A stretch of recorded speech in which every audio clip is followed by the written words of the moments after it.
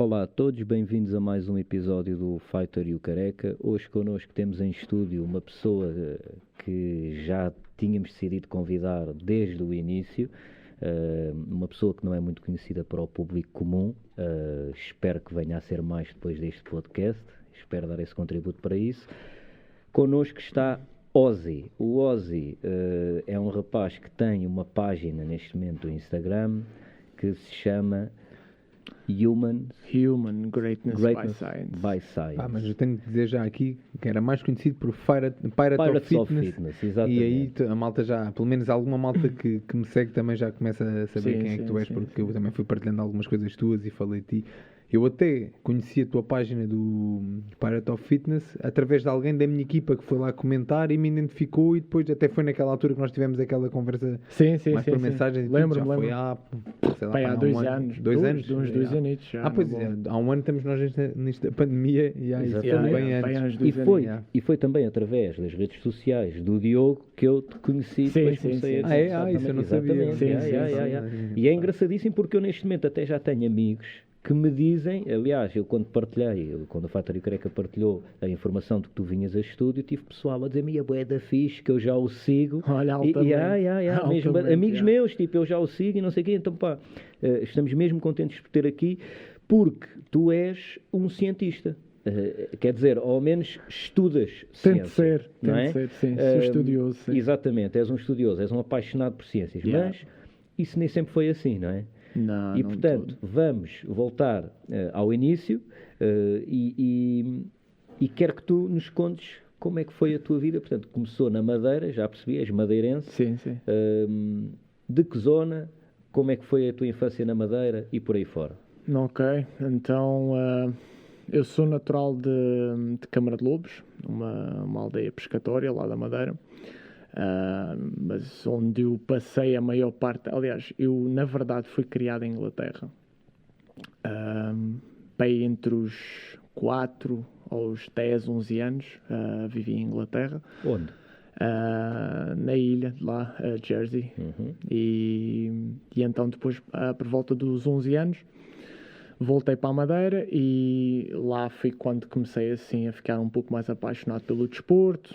Eu era o típico gajo que fazia 30 mil desportos ao mesmo tempo, andei no futebol, fui guarda-redes do Nacional durante bastante tempo e depois saí do futebol, comecei-me a dedicar mais a sério ao bodyboard e comecei a entrar pela cultura do skate e do hardcore e dos gangues e andar à pancada e a fazer merda. Então espera aí. Há bocado estavas a dizer uma coisa que eu tenho que referir.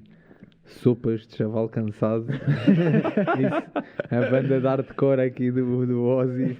Sim. Como é que isso... fala-nos um bocadinho de tudo que aconteceu na tua vida, que isto tem tanta coisa para contar. Mas tu também dizer uma coisa, que é, o teu nome não é Ozzy, mas só a tua mãe dizes tu, não é? E só mais uma ou outra pessoa é que sabe o teu nome, não é? Exatamente.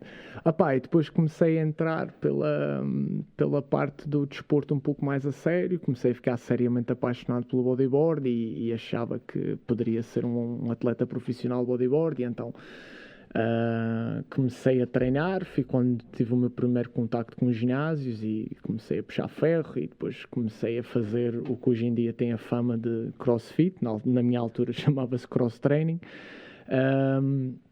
Comecei a treinar, a puxar o máximo pela minha performance possível, e depois comecei realmente a ganhar gosto por tudo o que era performance. Tinhas mais ou menos que idade quando começou assim, quando começaste a levar assim o desporto mais a sério? 16, à volta dos 16, mais no bodyboard, com a parte dos treinos resistidos mais a partir dos 18.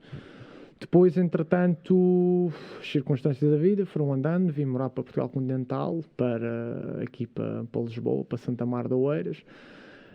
Depois voltei para a Madeira e voltei outra vez para Lisboa, e aí morei na Costa da Caparica há alguns anos, conheci malta, família autêntica, e fui lá que então conheci uns chavalos que já tinham um projeto que era os Chupas de Chaval Cansado, precisavam de um vocalista, e eu sempre estive ligado à música, então andei aí numas bandas de hardcore e a darem uns berros em palco e umas coisas engraçadas. E nisto tudo, sempre de forma extremamente oculta, Sempre fui apaixonado por ciência, mano. Sempre fui apaixonado por nerds, aquela malta tipo NASA e cientistas e tipo aqueles documentários malucos, porque que o cérebro funciona assim, porque que isto acontece assado. E depois eu também sempre fui aquela pessoa que quis experimentar tudo. Se ia à dieta do ovo, e fazia a dieta do ovo. Se ia um suplemento, eu tomava, fazia, opá, e a coisa foi andando até que há um ponto de reviravolta na minha vida, que é quando eu descubro o jejum intermitente.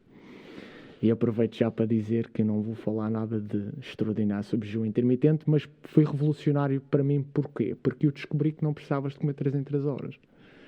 E fiquei, então peraí, se tu não precisas de comer 3 em 3 horas, e isto é das coisas que mais pregam, quanta mais merda que não devem estar para aí a dizer. E foste investigar. E fui investigar, e de uma coisa fui para outra, e de uma coisa fui para outra, e 10, 15 anos depois cá estou eu, e pronto, sou extremamente apaixonado por todas as ciências que estudam e potenciam o ser humano, seja fisicamente, psiquicamente. Ainda hoje fazes pesquisa? Todos os dias. Todos os dias? Todos os dias. Ok. Costumo até dizer que, de um certo ponto de vista, eu acho que a minha vida é um pouco uma tortura, porque eu não consigo olhar para absolutamente nada sem ter uma lente da ciência. Se tu dizes-me que viste um fantasma, eu vou tentar descobrir o que é que aconteceu na tua cabeça para tu teres visto um fantasma. Se tu dizes-me que dormiste bem ou dormiste mal, eu vou-te questionar 1001 merdas e... Não interessa quantas voltas eu vou dar, eu vou ter que encontrar uma prova. Mas isto tudo, tenho 9º ano, não tenho um único curso, não tenho nada. Puramente autodidata. Yeah. Mas não invalida o facto de teres o conhecimento. Sim, tudo o que eu sei está disponível para qualquer pessoa saber. Na minha área, cada vez, talvez com o passar do tempo e com a experiência de vida enquanto atleta vou ganhando, dou menos valor aos papelinhos a dizerem que tu és treinador certificado de o que quer que seja, ou mestrado de isto ou daquilo, e dou muito mais valor ao conhecimento que cada pessoa me mostra ter, não é? Claro, se eu estou aqui a falar contigo e percebo que tu sabes o que é que estás a dizer, e eu também sou alguém que não, da mesma forma que tu, de certeza, gosta de pesquisar e gosta de entender mais ou menos dos assuntos. Se não entender deles, fico calado e não digo nada, mas gosto de aprender. Até consigo perceber se tu percebes realmente do assunto que estás a falar ou não. E isso para mim é que é de valor. Não precisas ter um papel a dizer que és mestrado em neurociência ou o que quer que seja. Até porque eu sou um gajo que não tenho nada de nada, nem curso de treinador, nem nada, mas tenho 17 anos de prática de Muay Thai e mais 7 anos de Karate em cima. Acho que até percebo mais ou menos de artes marciais. Pronto. E diz-me uma coisa, essa paixão quase que pela verdade, não? Sim, acima de tudo. Yeah. Vem desde quando? Mano, eu não te sei necessariamente dizer onde é que... Nem quando, nem onde, nem porquê. Não te sei dizer. Eu sei que é... descobri que a minha verdadeira aptidão é capacidade de ensinar. Eu tenho prazer em ensinar as pessoas. Sinto prazer em termos ego, digamos assim. Tu fazes-me uma pergunta e eu conseguir dar-te a resposta, como se calhar alguém sente prazer em meter uma barra com 300 kg e agachá-la. E então eu como gosto de ensinar, eu não posso ensinar sem estudar, e quanto mais eu estudo, mais perguntas eu tenho. Para mim, uma boa sessão de estudo é eu entrar com uma pergunta e sair com 50. Essas 50 vão-me originar mais de 200 horas de estudo. E a minha vida anda nisto. É uma tortura do caralho. Havia um gajo qualquer que dizia que quanto maior é o espectro de eliminação de conhecimento, mais questões tens. Sim. Mais vês, mais questões tens. É infinito, é infinito. Mas isso é bué da fixe. Sim, é uma busca insaciável. Porque tu não tens, imagina, o Diogo, quando chegar ali aos 45, acabou-se aquilo que o apaixona, tipo de andar à batatada em cima do ringue, ele vai ter que deixar de o fazer. Tu tens short. Enquanto a cabeça permitir, estás Sim. sempre a aprender. E diz-me quais foram Mas as... tem os seus lados negativos, Claro que tem. acredita mesmo que tem. Claro que tem. Claro Acredita que tem. mesmo que tem, porque tu começas inevitavelmente a criar uma certa restrição social. Tu inevitavelmente nos olhos de outras pessoas começas a parecer que tens de uma forma assim mais corriqueira de falar, parece que tens a mania, porque é inevitável, mano. Tipo, as pessoas dizem coisas e eu ouço coisas que não fazem sentido e eu sinto uma necessidade de dizer, olha, espera aí, olha que não é bem assim, só que vais estar eternamente a corrigir uma sociedade inteira. Ninguém gosta de ser corrigido, entendes? E Há ciência por trás disso, de não gostarem de ser corrigidos? É capaz há ciência por trás disso, sim. Existe, Ok. sim. Faz parte. Eu gosto de ser corrigido. Depende da área, obviamente. Eu né? adoro, mano. Eu adoro. gosto mesmo de ser corrigido, porque acho que se não for corrigido, não estou a aprender. Pá, se eu te disser aqui que 1 mais 1 são 3 e tu me provares que é 2, ou pelo menos me indicares uma possível prova de que eu esteja errado, muito obrigado, mano. Acabaste de dar origem a mais de 300 horas de pesquisa e estudo e propósito para a minha vida.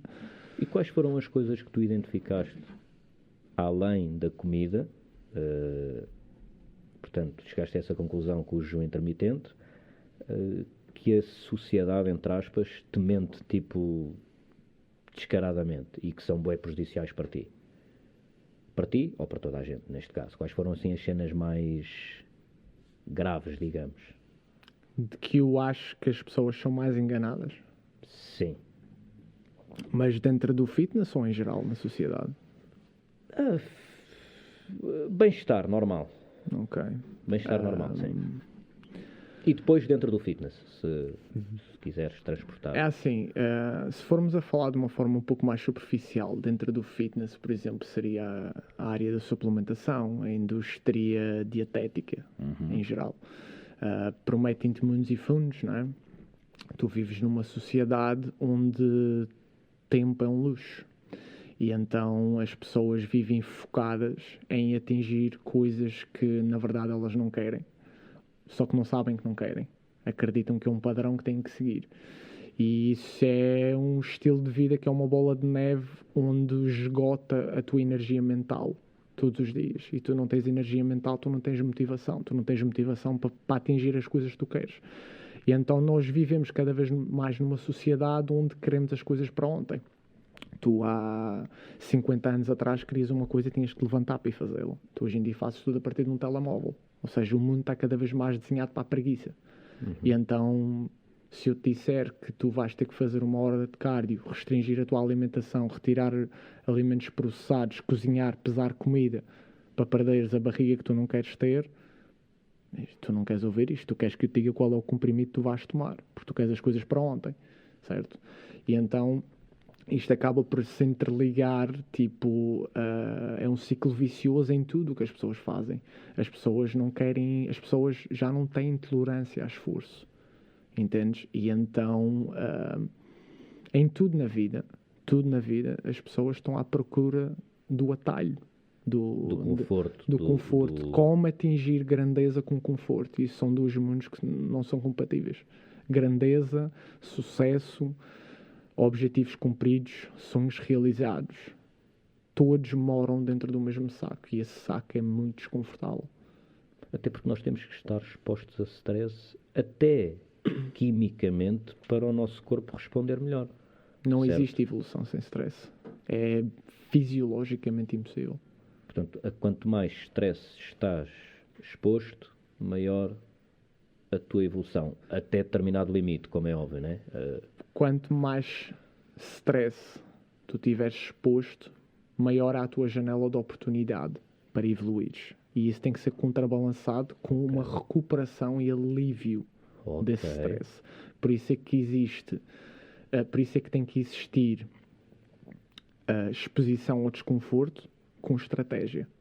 Senão íamos todos a correr contra uma parede. Claro. E estava feito. E existe a estratégia por trás. Só que a estratégia exige mais desconforto. Existe pesquisa, exige pesquisa, exige conhecimento, ou exige contratares alguém para fazer isso por ti. Yeah. Yeah. Yeah. Que é normalmente a opção das pessoas, não é? Exatamente. E é aí que tu entras. E é aí que eu entro. Eu acho que nós, Propaganda. 90% dos podcasts que gravamos aqui, falamos de sair da zona de conforto. Yeah. É inevitável. E toda a gente a que falamos disso é sempre a dizer a mesma coisa que tu estás a dizer. É sair da zona de conforto é o que te faz evoluir. Não há hipótese. Ninguém evolui sentado no sofá, relaxado, a ver televisão, a descontrair. Isso não. Mano, isso para tudo, nem que assim, seja eu até lavar a louça, sabe? Eu não consigo neste momento me lembrar de nada, mas até acredito que tu, em situações de prazer, possas aprender coisas e evoluir. Aí é que está, é o equilíbrio entre a exposição ao desconforto e o saber desligar-te desse desconforto. É quase como se fosse uma alavanca que tu tens que ter um domínio sobre essa alavanca. Imagina que estás a conduzir um carro. O carro tem muita potência. Imagina que essa potência é a tua força de vontade. Tu podes ter o carro mais potente do mundo. Se tu só souberes meter pé fundo no acelerador, não vai dar certo. Tens que saber guiá-lo, tens que saber travar, tens que saber meter mudanças, tens que saber a altura em que tens que parar, tens que meter gasolina. Existe toda uma ciência por trás da condução de um carro, certo? Eu, com um carro mais fraco, posso ir mais longe do que tu se eu souber conduzir melhor do que tu. Com um Ferrari autêntico. Sem dúvida. Então, E aí é que entra a essência de saber o que é que tu estás a fazer, porque nós podemos criticar meio mundo. Olha, tu não atinges isto, tu não atinges aquilo porque tu não tens força de vontade. Ok, é difícil tu teres força de vontade num mundo que é uma selva quando tu não te conheces a ti próprio. É aí que entra a ciência de tu compreenderes as coisas. O exemplo que eu costumo dizer às pessoas é: imagina que eu te digo que tu tens alguém atrás de ti, essa pessoa quer te matar. Assim, tu sabes que tens um predador atrás de ti e a qualquer momento vais virar uma esquina, vais levar uma facada, vais levar um bolázio nos cornos, essa pessoa quer te matar. E eu digo-te assim, tu tens a hipótese de saber quem é essa pessoa, saber o rosto dela, ou então andares na ignorância. De uma forma ou de outra, não impede de estar exposto ao perigo. Essa pessoa vai atrás de ti. Mas é ou não é mais fácil tu saberes quem é a pessoa? Uhum. Se tu reconheceres o inimigo, é mais fácil lidar com ele. Se tu souberes fisiologicamente dentro de ti o que é que está a acontecer quando tu queres perder peso, porque é que sentes fome? Tu queres treinar, tu queres te exercitar, tu queres criar outros hábitos na tua vida, só que tu tens algo constantemente a te puxar para onde tu estás habituado a estar. Tu tens que saber porquê que isso está a acontecer. E por isso é que eu acho que existe uma taxa, tenho a certeza, do porquê da taxa de fracasso ser sempre muito maior do que a taxa de sucesso. A diferença entre essas coisas é o saberes o que é que se passa dentro de ti. Em termos emocionais, em termos neuroquímicos e por aí fora. É perceberes como é que o carro funciona e o que é que está a acontecer dentro de nós? Isso é uma pergunta. É muita Só coisa. para responder essa pergunta demora um podcast. Assim, tipo mais por linhas gerais, assim, as coisas principais, não é? Sem aprofundares muito. Ok, então vou tentar resumir aqui, por exemplo, numa parte assim um pouco mais que se calhar todo o mundo consegue, digamos, se identificar. Vamos imaginar, por exemplo... Ou seja, tipo, o que é que nos faz no momento de decidir se como ou não aquela porcaria que estou habituado a comer, tipo, não comer, estás a ver? O que é que cientificamente tem que acontecer dentro de nós, ou quimicamente e fisiologicamente, para isso acontecer? Para tu resistires a uma tentação, sim, por exemplo. Sim. Quanto tempo demora, mais ou menos, e etc. Isso é extremamente variável. Isso vai entrar aqui desde as pessoas com quem tu andas diariamente, desde o stress a que tu és exposto diariamente, desde a estratégia nutricional que tu estás a seguir, N de fatores que não dava para pegar num só. O que eu te posso dizer é, se tu queres mudar um hábito, vamos imaginar, tu és completamente sedentário, não fazes qualquer tipo de atividade física. Certo, Pinal. E tu, de hoje para amanhã, queres começar a correr. E tu sais de casa, calças os teus ténis e começas a dar as primeiras corridas. Tu estás a passar de 0 para qualquer coisa, certo? É lógico que a tua aptidão física não te vai permitir correr 13 km, 14 km, não é? Vais começar a sentir dores insanas antes disso. Nem é aconselhável. Mas imagina, tu estás a correr, o primeiro dia, 5 estrelas. Correste 3, 4 km, está fixe. Vens para casa, estás todo contente. Amanhã acordas, fazes o mesmo. Ok. Tu ainda não precisas de te expor a nenhum desconforto significativo para veres resultados. Porque existe uma coisa que se chama homeostase, que é o equilíbrio do teu organismo. Para romper a homeostase inicialmente, que é rompendo a homeostase, que crias uma adaptação, não é preciso grande coisa. Por isso é que nós vemos tipo uma pessoa no início, qualquer coisinha causa evolução. Faz meia dúzia de flexões, causa evolução. O pior é quando tu queres continuar a ter resultados e a exigência é cada vez maior. Ou seja, tu agora vais começar a chegar a um ponto em que o teu corpo vai-te começar a dizer assim, olha, calma aí, nós estávamos habituados a 5 horinhas por dia de Netflix, o que é que se passa aqui? Não. Então o teu corpo começa a criar desconforto. Esse desconforto é criado por uma molécula genérica que se chama adrenalina e noradrenalina. Noradrenalina é secretada no teu cérebro, adrenalina é secretada no teu sistema adrenal. São quimicamente iguais, só que secretadas em zonas diferentes. O que é que acontece? Voltando ao exemplo da corrida. Ele está a correr, está a começar a doer. Ele está habituado a correr 6 km e ele hoje vai tentar 7. Esse quilómetro a mais vai começar a doer. Este doer, esta vontade de querer desistir, é basicamente imaginares que tens uma espécie de um termómetro dentro do teu organismo que lê a quantidade de adrenalina e noradrenalina que está na tua corrente sanguínea. E quando ela começa a escalar e a chegar a supostamente onde é o teu limite, é quando tu sentes todas as vontades de desistir. Se tu neste momento aqui não tens um propósito, se tu neste momento aqui não tens uma razão para continuar, tu desistes. Porque simplesmente a quantidade circulante desta molécula vai desligar todos os músculos do teu corpo.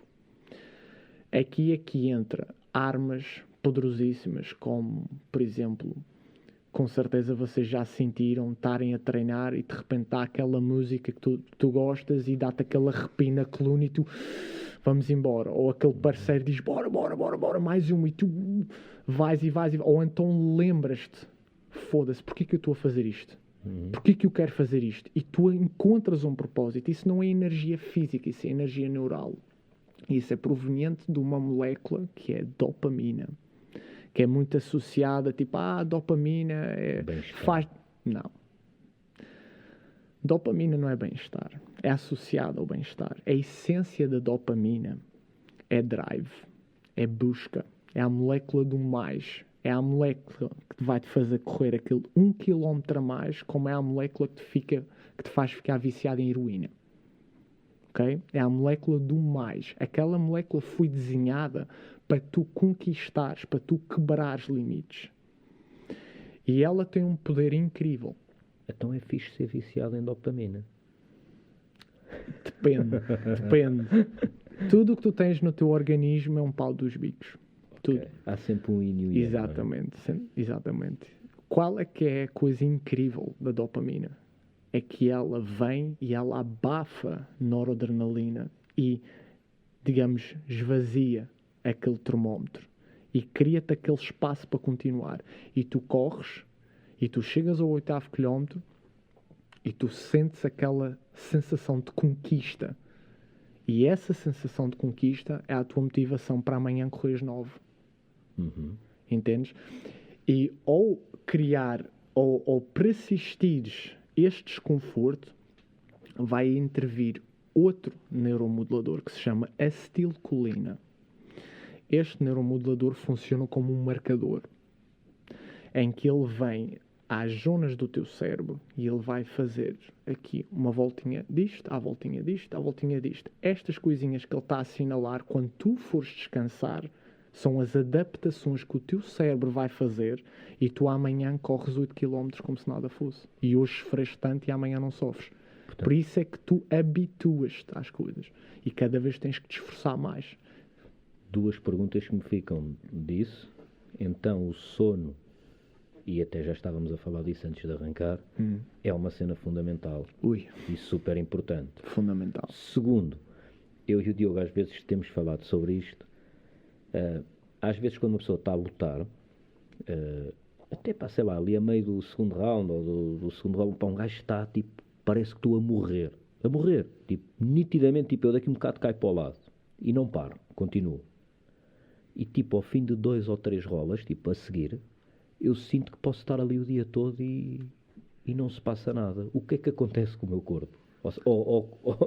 Tipo, o que é que quimicamente acontece para eu passar de um estado de estou no limite de desistir para posso estar aqui o dia todo? Ok, mas isso agora o que eu te pergunto é, tu estás essa luta que tu estás a dizer que estás à beira do colapso e depois dessa tu vais para adversários do mesmo nível ou de nível inferior? Às vezes até sempre com o mesmo adversário. Imagina, às vezes vou treinar com o meu primo. Imagina, estou ali com ele e o primeiro rola, ok, está-se bem, o segundo já estou a ficar bem cansado, ao terceiro já estou mesmo a morrer e a pensar, não aguento mais, e depois fazemos 8 rolas.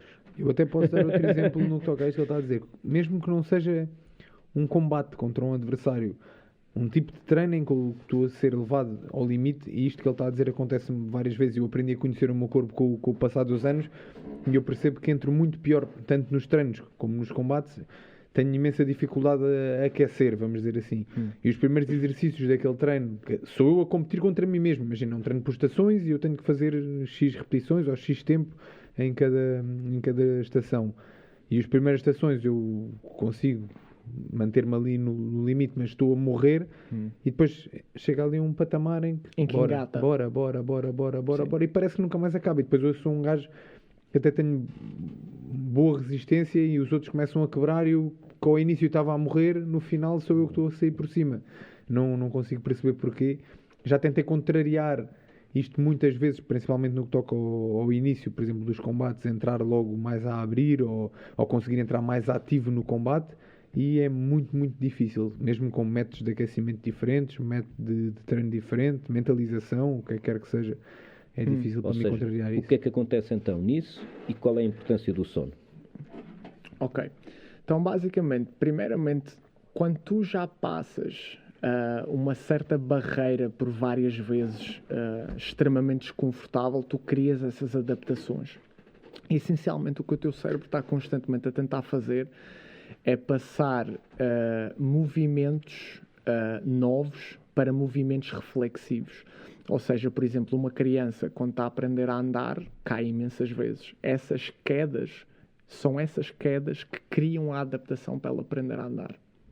Tu tens que errar para tentar aprender. O que acontece é, com o passar do tempo, esses movimentos difíceis passam a reflexivos. Tanto que tu hoje em dia andas e nem pensas, certo? É reflexivo. O que acontece muitas vezes no início de um treino, e agora falando um bocado de fisiologia e de exercício físico e não tanto sobre a mente, no início de um treino, até tu encontrares aquele feeling, aquela vibe, que é aquela consciência corporal.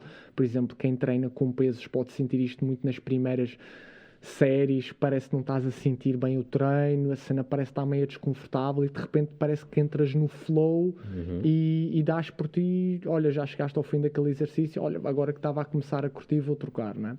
Ou seja, há aí uma espécie de aquecimento de neuromotor, ou seja, o aumento da consciência corporal. E depois, voltando um pouco para a parte psíquica, o que acontece é, quando tu estás a treinar e tu sentes que estás a entrar naquela zona, ok, o desconforto está mesmo a chegar, e tu aguentas e não desististe, tu ganhas aquilo que eu chamo que é o síndrome de ganhar a taça, que é, tu vês 2 equipas de futebol numa final em que eles estão a morrer A equipa que ganha estão esgotados, mas eles continuam a correr à volta do estádio como se estivessem frescos. Todos contentes. Porquê? É aquele flow, é a tal dopamina, é a cena da conquista. Tu sentes que o mais difícil já passou. Tu agora entraste em modo reflexivo. Tu nem dás por ti a quantidade de energia que estás a gastar. Já é tão automático, já está dentro da tua natureza viver dentro daquele desconforto, que agora que estás lá é tipo, imagina, eu vou dar um mergulho, a água está gelada, mas já estou aqui, o corpo já se ambientou, sou capaz de ficar aqui mais um bocado. Já não é o mesmo choque, entendes? Tu quando começas a entrar numa atividade de alta intensidade, depois de tu te ambientares ao desconforto, és capaz de ir horas. E é aí que aparecem as lesões. Pois. Isso é outra coisa que a gente tem que falar sobre isso também. E aí o sono tem uma importância bué da grande. Sim, mano. O sono, para que as pessoas entendam a importância do sono, temos que fazer uma breve análise da essência da nossa espécie. Nós fomos desenhados para procriar, criar as nossas crias, e eu estou a falar de uma forma assim extremamente animalesca, mas é mesmo assim. Nós somos animais. Ir em busca de comida, procriar, criar as nossas crias, ir em busca de comida, e isto é um ciclo vicioso, ok? A espécie humana não é sobre nós, é sobre aqueles que nós criamos, e eles igual. Ou seja, se nós olharmos para o sono, é uma altura das tuas 24 horas onde tu estás sujeito a ataque. Não te consegues defender. Não estás a procriar. Não estás a cuidar dos teus. Onde é que estás quando estás a dormir? Onde é que um gajo está? Exatamente. Sério? Se tu olhares para o sono, viola todas as leis da nossa essência de um ponto de vista evolutivo. É isso? Não faz sentido nenhum. Certo? Então a questão é quão importante é que ele não tem que ser para tu estares exposto a algo dessa maneira. Ou é a maior falha biológica que a mãe natureza criou, ou então é uma cena extremamente importante. Acredito, é uma cena extremamente importante. Eu olho para o sono um bocado como uma cena de o iPhone fica sem bateria, está a dormir. Não, mas a falar a sério. E nós precisamos de um charger. E o sono é tipo a cena que nos dá bateria, digamos. Bateria e não só. O sono faz-te quem tu és. Literalmente. Okay. Não é uma forma figurativa de falar. O sono. Eu vou-te dar um exemplo. As pessoas desta comunidade do wellness fala muito sobre a tua nutrição é a coisa mais importante. E depois vem outro que se calhar estudou mais fisiologia de exercício e diz, não, o exercício físico é que é a coisa mais importante. Olha aqui os estudos. Então eu digo-te assim, fica um dia sem comer. É desconfortável, mas tu aguentas. Fica um dia sem treinar. Há dias que até sabe bem. Fica um dia sem dormir. E depois diz-me como é que te sentes. Na merda. Certo? Durante cada dia. Durante o teu sono, tu regeneras tudo. Absolutamente tudo. Mexe com o teu caráter. Mexe com a tua reposição de energia. Mexe com a regeneração dos teus tecidos. O teu sono é o teu verdadeiro superpoder. Literalmente. Não há nada que tu me possas perguntar. E o sono? Está ligado a isto? Está tudo. O sono está ligado a todas as causas de mortalidade que existem no mundo. Um exemplo que eu te posso dar.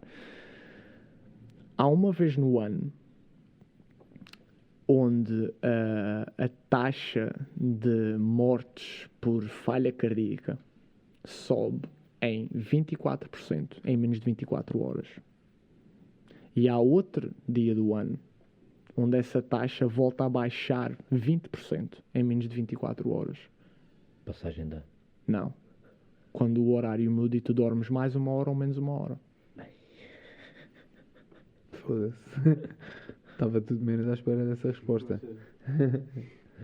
Eu posso também dizer que tu tens umas células que são Eu não sei traduzir muito. Eu tenho um grave problema que eu aviso já. Há muita coisa que eu não sei traduzir para português porque eu não escolho as minhas fontes de pesquisa. E há muita coisa que eu aprendo em inglês e às vezes tento traduzir para português e não sou tão bem. Mas nós temos uma coisa que são as Natural Killer Cells, que são basicamente uns capitões américas que nós temos no nosso sistema imunológico, que a função delas é ficar à coca, ficar alerta para possíveis desenvolvimentos de células cancerígenas. Esses capitões américas são muito importantes, certo?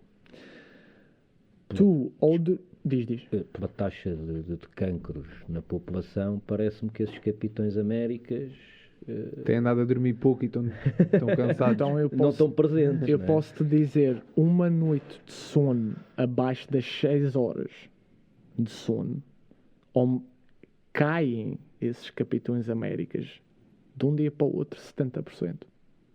Foda-se. Tenho andado a tratar mal desses gajos. 1 hora 70%. Ok. Não. Basta tu dormires uma noite abaixo das 6 horas. Isso não é assim tão difícil para a sociedade de hoje em dia. Yeah. 70%. Tenho a falhar muito nesse aspecto. Ok. Tu, uma semana a dormir abaixo das 7 horas de sono, uma semana, tu aumentas estupidamente todas as causas inflamatórias e iniciantes de todo o tipo de tumores e cancros. Uma semana. Tu mexes em cerca de 700 genes do teu organismo, dos quais, desses 700, mais ou menos 500 se desligam em atividade e os outros ligam-se em atividade. Os que se desligam são os que te ajudam em termos de combate a inflamações no organismo, que são parte do teu sistema imunológico. Os que se ligam são genes pró-inflamatórios, pró-criadores de tumores, cancros. E isto estamos aqui a falar em horas de sono que são normalíssimas na sociedade de hoje em dia. Nós somos a única espécie que se autopriva de sono, sem razão nenhuma. Isso é bem grave. Tu, literalmente, 20 horas sem dormir, que é um fim de semana de qualquer pessoa que gosta de sair à noite, a tua capacidade cognitiva é exatamente igual a uma pessoa que está legalmente completamente embebedada. Que também estão normalmente, não é? Portanto, ou seja, quem vai sair à noite está bêbado, está a juntar duas coisas. Está a juntar duas bedeiras, portanto. Agora é só associares isto ao teu sistema de saúde. Então agora vamos quantidade de gente que trabalha agora, 30 horas. Uma cena só, desculpa só de o que é. Porquê é que na universidade de medicina se estuda tão pouco o sono, então? Ou porquê é que o sono... Só na universidade, mas em várias universidades... Eu não sei aqui na Europa, mas eu sei que nos Estados Unidos, numa carreira académica de medicina, 2 horas são dedicadas à biologia do sono. Exato. Em toda a carreira académica. 2 horas é uma coisa que tu consegues, acho eu, com uma pesquisa na net, numa noite. Isto é simples. Chegas a um consultório médico, olha, dói-me isto, toma isto. Olha, sinto-me assim, toma aquilo. Mano, a mim, qualquer coisa que tu me perguntes, eu vou-te perguntar logo, como é que está o teu sono? Logo imediatamente. E tu podes identificar, não existe uma única doença, a meu conhecimento, não existe uma única doença no mundo que não esteja ligado à privação, ou que privação de sono não te leva até essa doença. Não existe uma. Ok. Então diz-me aqui uma coisa já agora. Eu sou alguém com padrões de sono um bocadinho malucos naturalmente. Se eu respeitar as horas a que tenho sono e que não tenho sono, e isso até aconteceu na quarentena passada, porque estávamos todos fechados em casa, eu fazia aquilo que eu queria, quando queria, às horas que queria, seja treinava 2 vezes por dia à mesma, mas treinava às horas que me apetecia. Nem toda a gente tem a mesma necessidade de dormir, ou tu achas que há um X número de horas, pelo menos, que deverias dormir, independentemente de seres pessoa A ou pessoa Y? 7 a 9. 7 a 9 horas de sono. Há mesmo uma percentagem, mas é boeda pequenina de pessoal que precisa de dormir, ou que pode dormir menos. Sim. Mas acho que é mesmo uma percentagem. Mas tens uma mesmo probabilidade ridícula. muito maior de ser atingido por um relâmpago. Do que seres uma dessas pessoas que pode Claro. não baixar Yeah. a funcionalidade de todos os teus sistemas Então tu do consideras organismo. que para toda a gente, no mínimo, deverias dormir 7 horas? No mínimo. Yeah. Sim, sendo que 9 é o máximo. É a única pergunta que tu me podes fazer, ou que qualquer, e aproveito para dizer mesmo em alto e bom som, qualquer profissional decente da comunidade de wellness, fitness, saúde e bem-estar, se há uma pergunta que ele não te pode responder com depende, é: dormir 7 a 9 horas de sono faz-me bem? A resposta é sim. Não há depende. Não é questionável, não é negociável. É sim. Ponto final. E se repartis essas horas? Dormiste tipo 6 horas e Então, depois mais 2 horas na sexta? Foi o que eu fiz durante os últimos 10 anos da minha vida, vá. É possível. É possível. Não te vou dizer que é igualmente óptimo, porque não é. Mas podemos verificar isso em padrões de pessoas que acabaram de ser pais, coisas assim do género, onde existe modificação fisiológica em termos endócrinos, em termos hormonais, onde o organismo já se autoprepara para tal, e coisas como cestas ao longo do dia. Mesmo para o homem? Ou seja, o organismo da mulher preparar-se, eu percebo.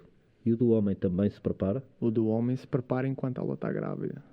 Através da transmissão de ferormonas, há um aumento de prolactina no homem que baixa a produção de testosterona dele, justamente porque a testosterona é a hormona de apetite sexual, conquista, sair de casa, sair da caverna. Lembrem-se sempre que o vosso organismo não sabe que está em 2021. Ele acha que está na caverna ainda. Então a última coisa que uma fêmea precisa é de um macho que vai à guerra ou vai acasalar com outras fêmeas quando ela está grávida. Então ele tem um aumento de prolactina para baixar tudo o que é másculo nele e estar mais próximo. Por isso é que os homens têm uma certa tendência a engordar quando a mulher está grávida. Eu fiquei bem de gordo, fiquei com 80 quilos. A sério? Yeah. Isso é o organismo próprio a se defender, a acumular mais gordura porque sabe que vai haver menos horas de sono e necessita dessa energia extra. O corpo humano é lindo. Então, eu estou a Incrível. chegar à conclusão que, quer dizer, não estou porque já tinha noção disso, como é óbvio, mas não vou estar.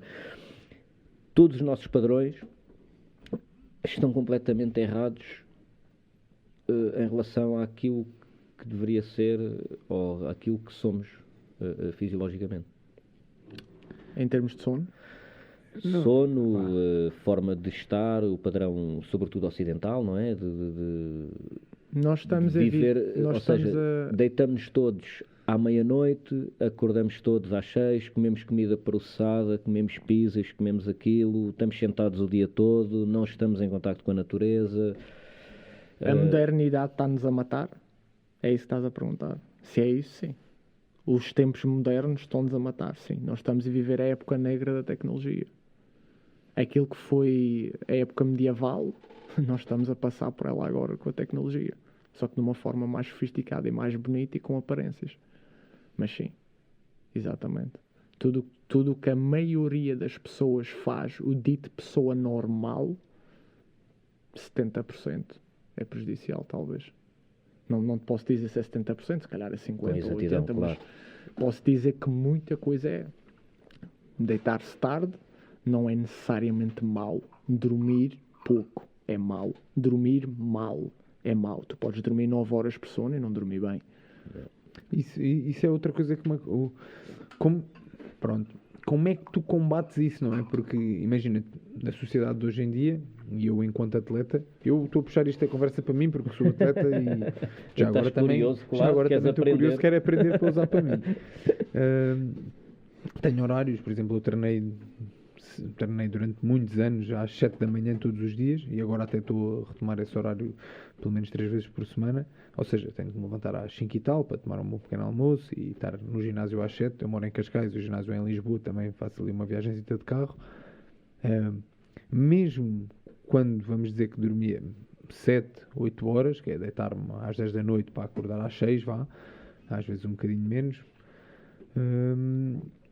muitas vezes dormia mal. Mas eu tenho horários para cumprir. E sem dúvida que isso afeta o meu rendimento no treino. Às vezes não se for um dia, mas se for dias consecutivos a dormir mal, isso afeta o meu rendimento no treino. Mas não há forma de eu combater isso. O que eu usava para combater era dormir uma boa cesta, que até é algo que eu tenho vindo a falhar agora nos últimos tempos, devido a estar mais ocupado a dar PTs também. Mas a cesta, de alguma forma, poderia, apesar de já ter explicado que não é tão ótimo estarmos a dividir o sono por partes, mas talvez ajudasse pelo menos a combater Atenção, um bocadinho. Porque como é que eu vou combater? Eu até posso querer dormir 9 horas hoje, mas deito-me e durmo mal e a seguir tenho horários para cumprir. Mas há ferramentas que podes usar. Primeiro, a ciência mostra-nos que existe alguma possibilidade indicadora que nós sejamos uma espécie com sono bifaseado. Que existe realmente, depois ali por volta daquilo que nós consideramos ser a hora de almoço, uma certa queda do estado de alerta, uma indução de sono. Isto porque, olhando para um ponto de vista evolutivo, faria sentido, digamos assim, mas isto é uma biologia evolutiva, porque assim, de um ponto de vista de trabalho em equipa, como espécie, digamos assim, que tipo um ser humano sozinho não faz nada, é o trabalho em equipa. Ou seja, para uns poderem dormir durante a noite, outros teriam que ficar acordados até mais tarde para proteger a caverna, entre aspas. E vou falar muito na caverna para entendermos que isto é fisiologia evolutiva de milhares de anos. Nós vivemos mais tempo em cavernas do que vivemos da forma que vivemos hoje em dia. Exatamente. A abundância alimentar é uma coisa extremamente recente para nós. Ok? Por isso faz sentido que exista uma certa necessidade de dormir a meio do dia. Tal como existe também uma predisposição genética para pessoas se deitarem mais tarde, acordarem mais tarde, e outras deitarem-se mais cedo e acordarem mais cedo. Existe um cronotipo biológico do sono. E isso pode mudar durante a vida? Pode mudar, sim. Como qualquer predisposição genética, tudo é alterável com hábitos. Tu podes ter uma predisposição genética para ser gordo, isso não significa que tenhas que ser gordo. Ok. Em relação à qualidade do sono, há muita coisa que as pessoas fazem que estás-te a sabotar e não sabes. Um exemplo muito simples. Eu hoje não dormi tão bem porque eu sabia que tinha este compromisso em não perder o autocarro, chegar cá abaixo, vir ter convosco. Estava ansioso para isso. Isso é informação que o meu cérebro processa. É lógico que se eu amanhã tiver um voo para apanhar, eu não vou dormir tão bem. Aquela ansiedade de saberes que não podes falhar o compromisso, etc. As pessoas fazem isso de forma crónica, sem saberem. Quando acordam todos os dias e a primeira coisa que fazem é mexer no telemóvel. Se tu habituares o teu cérebro, ensinares o teu cérebro que todas as manhãs, logo ao acordar, ele tem processamento de informação, ele vive em constante ânsia de que o teu sono não pode se aprofundar porque tu tens um compromisso. As pessoas têm que entender, quando fazem scroll no telemóvel e andam nas redes sociais e essas coisas assim do género, existe uma coisa que o nosso cérebro faz que são os DPOs, Duration, Path, Outcome. O teu cérebro está constantemente a analisar quanto tempo é que isto vai durar, qual é o caminho que isto vai seguir e onde é que isto me vai levar. Qual é o objetivo final disto? O teu cérebro está constantemente a processar informação. E quando nós estamos ligados a redes sociais e coisas assim do género, nós estamos constantemente a bombardear e a esgotar energia mental. E não há um objetivo final, por isso continuas sempre ali a fazer scroll infinitamente. Exatamente.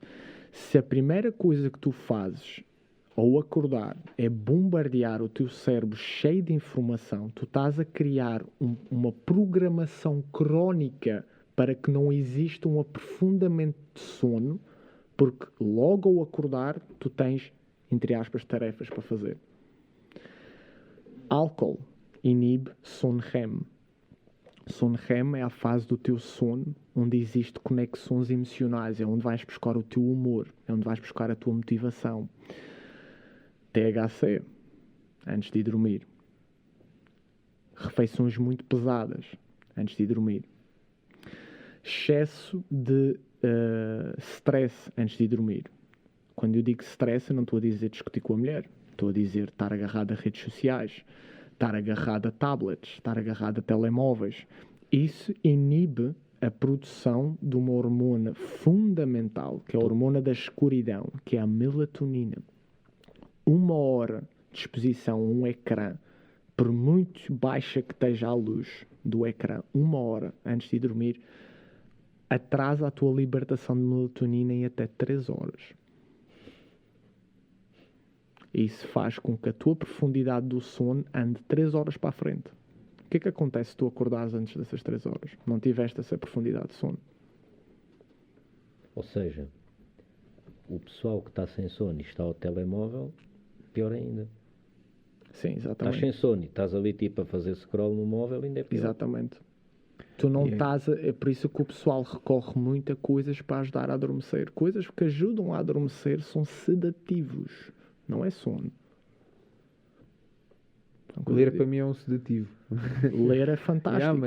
Ler é fantástico. Mas eu Olha, não tenho lido quase nada. Ou melhor, olha, eu não leio quase nada. pensa assim, muito mais. Estás agarrado a um tablet a ler e estás agarrado a um livro a ler, podes estar a ler a mesma coisa, o resultado não é o mesmo. É a mesma coisa que me dizeres, tens 500 calorias em chocolate e 500 calorias em frango, arroz e brócolis e dizes-me que é a mesma coisa. Não, não é. Claro. Entendes? É comida processada para o teu cérebro. É esgotar a tua energia mental com zero propósito. Ok.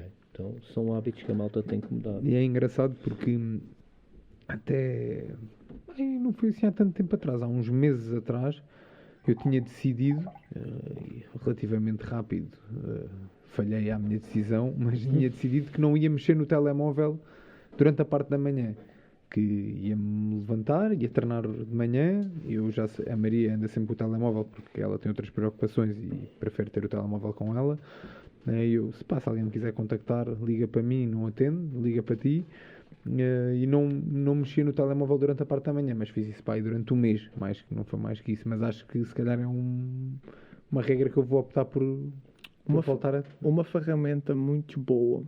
E é uma coisa que as pessoas descartam, e isto que eu vou falar agora não é pseudociência, não é discutível para a opinião, isto é biologia evolutiva, isto está enraizado dentro do nosso organismo de forma mais profunda e impossível.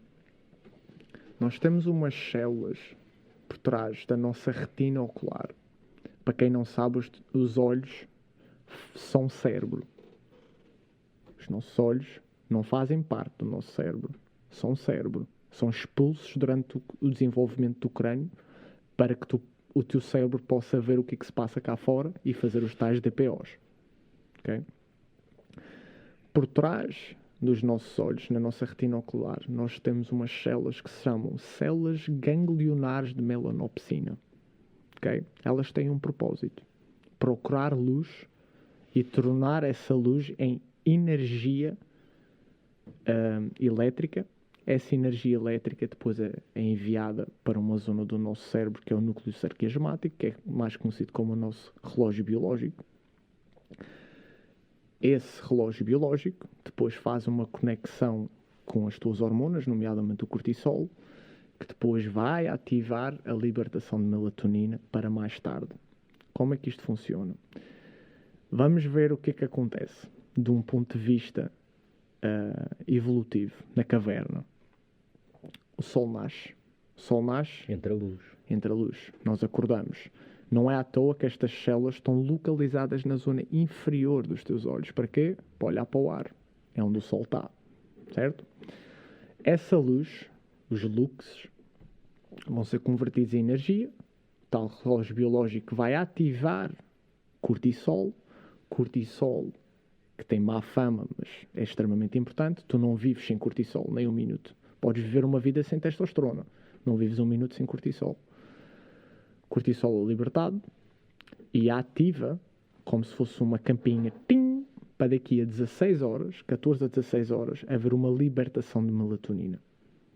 Ou seja, quase mais importante do que evitares a luz ao fim do dia nos ecrãs, é mais importante tu veres luz nas primeiras horas em que tu acordas. As primeiras hora e meia, 2 horas. É fundamental. Seja ela artificial, seja ela solar. Isto é o que ninguém faz, mano. Ninguém faz isto. Quando eu falo que cardio em jejum é fundamental, eu não estou a dizer que é para queimar mais gordura. Eu estou a dizer que é para ir para a rua, aumentar a tua temperatura corporal, veres luz do dia, para ativares estes mecanismos. Ao fim do dia, na caverna, o sol põe-se, certo? Toca a desligar as luzes. As luzes baixam. E o contraste das luzes, e isto a ciência não sabe explicar, só sabemos que é assim. O contraste de cores do pôr do sol cria uma impermeabilidade nesta retina ocular. Porquê? Porque quando tu acordas, estas células estão extremamente insensíveis. Elas precisam do máximo de luz possível. E atenção, não estou a dizer para olharem para dentro de uma lâmpada e danificar os vossos olhos. Elas precisam do máximo de luz possível. Ao fim do dia, de tanta luz, elas estão extremamente sensíveis. É como eu estar aqui assim, a mexer na minha pele, assim, sem fazer grande pressão, não sinto nada. Não tenho sensibilidade nenhuma. Se eu tiver 2, 3, 10 horas sempre a esfregar a mesma zona, vai começar a ficar sensível. A mínima coisa que toca dói. É igual. Ao fim do dia, essas células estão tão sensíveis que basta a luz da tua cozinha estar ligada no teto, que é de onde está o sol, no ar, as células dos olhos olham para cima. Aquilo está a mimicar o sol. Está a impedir com que o teu cérebro comece a desligar. Voltando ao pôr do sol. Aquele contraste de cores cria uma impermeabilidade, quase que te dando uma certa margem de erro para que tu possas ver luz antes de ir dormir, sem impedir a libertação de melatonina que já está programada de manhã. Porquê? Porque nós, como espécie, habituamos que dentro da caverna à noite havia fogo. Ok, tínhamos que ter luz. Ou seja, o nosso cérebro encontrou uma forma de prolongar a exposição à luz depois do sol se pôr, sem prejudicar o nosso sono. Ou seja, literalmente ver o pôr do sol permite estar se calhar 1 horinha ao telemóvel, 1h30, sem prejudicar o teu sono. Quase como se a natureza soubesse que nós como espécie íamos foder esta merda toda e ficar agarrados à tecnologia. Incrível, mas é verdade. E uma ferramenta muito importante para induzir o sono é exposição máxima à luz nas primeiras 2 horas em que acordas, redução máxima de luz nas últimas 2 horas antes de dormir. Literalmente há quem leve isto ao extremo, como eu, que acordo e tenho um foco dentro do quarto. Eu ligo o foco porque eu levanto mais 5h30 da manhã, não há sol. Pronto, então eu tenho um foco dentro do quarto, tenho os meus cães aqui, estou a fazer festinhas aos cães, feito maluco, tipo psicótico, a olhar assim para o foco, a receber os looks, né? E ao fim do dia, tipo, a mulher liga-se uma luz e olha, desliga essa merda. Desliga essa merda que a melatonina vai com o caralho aqui. Eu tenho essa guerra em casa, é engraçado. Eu ando tipo, nós deitamos os miúdos cedo, estás a ver? Criámos esse hábito, tipo, os meus putos para ir às 8, 8h30 vão para a cama e acordam às 8 da manhã.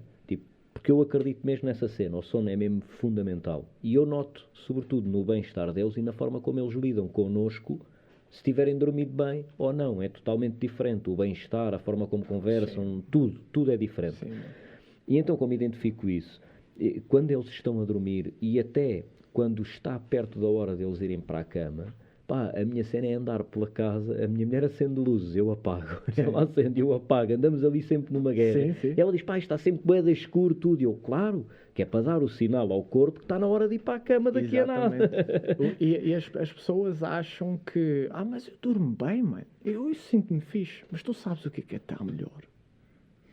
Pois, não sabes. Exato. Sabes o que é estar melhor? Não sabes o que é estar melhor. Yeah. Um exemplo muito simples disto é... As pessoas não têm noção. Por exemplo, muitas vezes a gente diz, tipo... Eu ainda hoje estava a falar com com um amigo meu sobre um gajo que eu conheço, que é assim meio maluco, ninguém gosta dele, o gajo é bué da rabugento e não sei o quê, não sei o que mais. E eu há dias tive uma conversa com esse gajo, que é bué da rabugento, e a gente estava a falar e não sei o quê, e disse, pá, mano, às 9 não posso, que eu deito mais 9h30. E ele disse, é ok, 9h30, eu não me deito antes das 2 da manhã. E eu disse, espera aí, mas tu não dás aulas? E ele, dou. E tu levantas-te a que horas? Às 6 e tal. Está aí a explicação porque que tens uma personalidade de merda.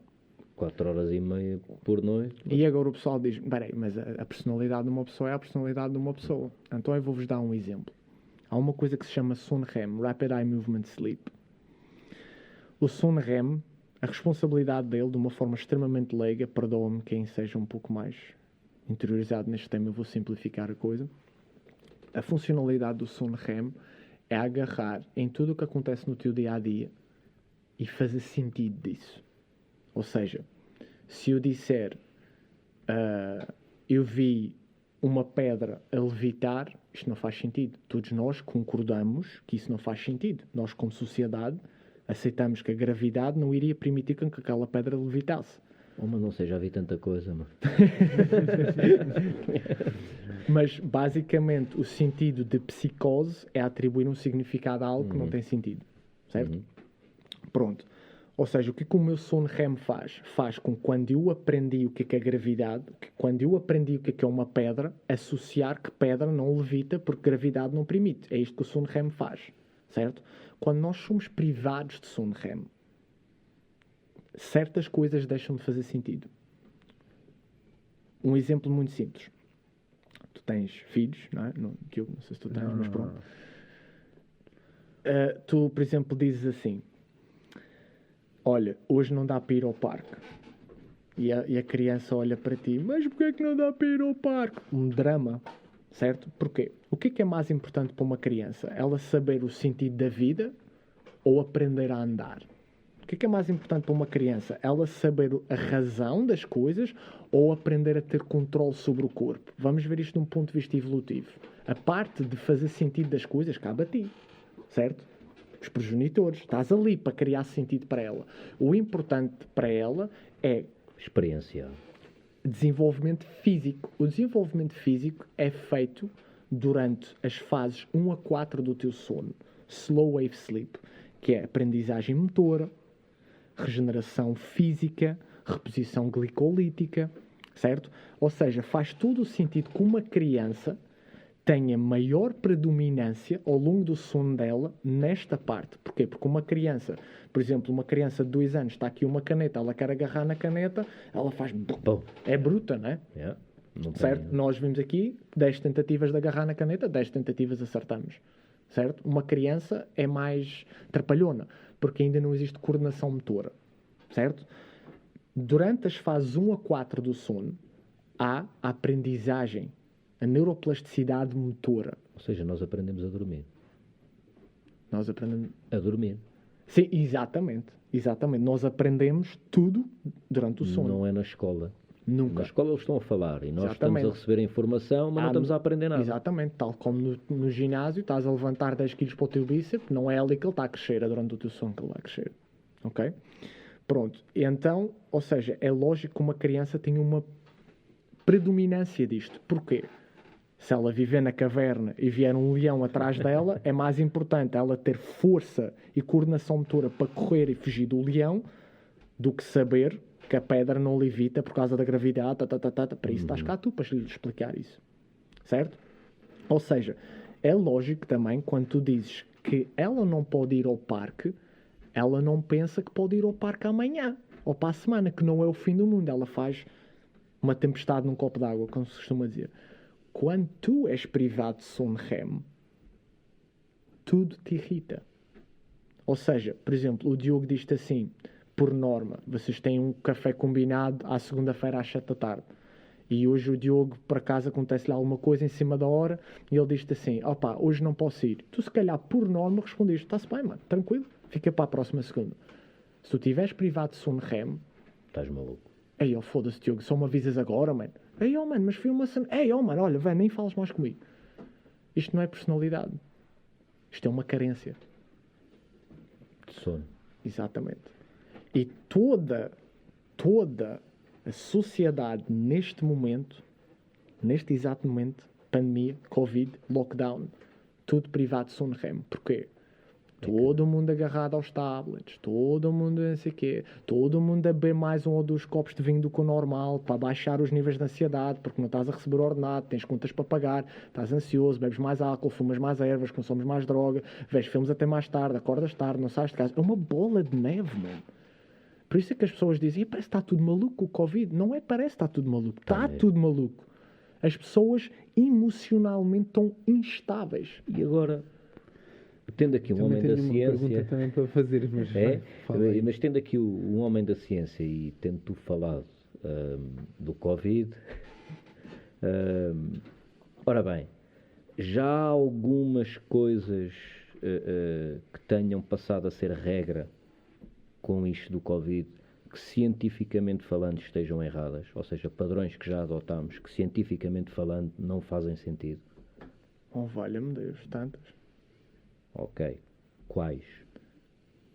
Cientificamente falando, sempre. A proibição... É assim. Primeiramente, eu não estudo epidemiologia. Eu não estudo vírus. Eu não estudo nada disso. Mas eu estudo a mente, eu estudo o sistema imunológico e eu estudo o comportamento humano. Se tu tens evidência científica de que o bem-estar psicológico deriva de socialização, nutrição, exercício físico e sono, tudo o que tu faças onde tu reduzes a eficiência de um destes, tu estás a prejudicar a espécie humana. Isto não é negociável. Entendendo que estamos a falar de um vírus onde o objetivo é reduzir a sua propagação, poderia fazer algum sentido nós reduzirmos o contacto entre as pessoas. E aqui vou apenas dar a minha opinião. Novamente, eu não estudo epidemiologia. Na minha opinião, na minha verdadeira opinião, não faz sentido tu restringires as pessoas a uma coisa que é inevitável e que já aconteceu várias vezes ao longo de toda a história da humanidade, que foi aparecer um vírus, apanhar, morre quem tem que morrer, sobrevive quem tem que sobreviver. Não existe nenhum indicador que me diga que tu és saudável e morreste de Covid. Tu és saudável porquê? Quem é que disse que tu és saudável? Eu dou-te um exemplo muito simples. Tu vês um exame médico e lá diz que tu podes ter os teus triglicerídeos até 150. E eu te digo que se tu andares perto de 100, tu tens resistência à insulina. Se tu tens resistência à insulina, eu posso dar uma lista de 50 doenças que tu podes apanhar, mas no entanto o exame médico diz que podes ir até 150 que está tudo ok. Quem é que me diz que tu estás saudável? E eu pergunto novamente quantas horas de sono é que tu tens. Ou seja, é uma bola de neve da qual eu entendo que quem está à frente de um país não seja fácil governar todos os sentidos de uma sociedade, etc. É inevitável. Mas se tu tens estudos que mostram que não existe risco de contaminação num ginásio, e tu sabes que um ginásio, a atividade física, etc., é fundamental para a saúde física das pessoas, porquê que tu fechas um ginásio e tu deixas a possibilidade das pessoas irem comprar um café ou um vending machine? Na minha opinião, os erros com as medidas tomadas em relação à pandemia está na falta de sentido que as coisas fazem. Embora eu acredite que logisticamente não seja fácil nós termos controle de tudo. E não achas que isso vem um bocado do desconhecimento científico? Não, eu acho que vem um bocado do interesse. Ok. Eu acho que vem muito mais do interesse, porque o conhecimento científico está ali para todo mundo ver. Tu não precisas de me perguntar. Se tu quiseres saber, tu vais e pesquisas e sabes. E a própria ciência chega-se à frente para mostrar as coisas. Agora... Então, mas aquilo que a ciência nos tem mostrado, ou se calhar estou enganado, mas é que a taxa de mortalidade do vírus é muito baixa.